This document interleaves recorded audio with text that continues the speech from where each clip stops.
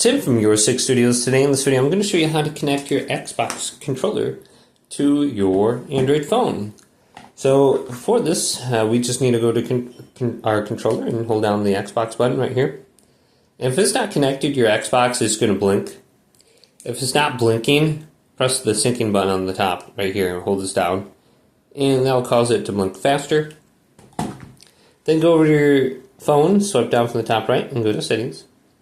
Go to Bluetooth, so it could be under network, mine's under connected and devices. Then go to pair new device, and my Xbox controller is right here. We can tap it. We can go to pair now, and it should be a solid color now. Now you can just hold down the Xbox button right here for 10 seconds, it'll turn off the controller.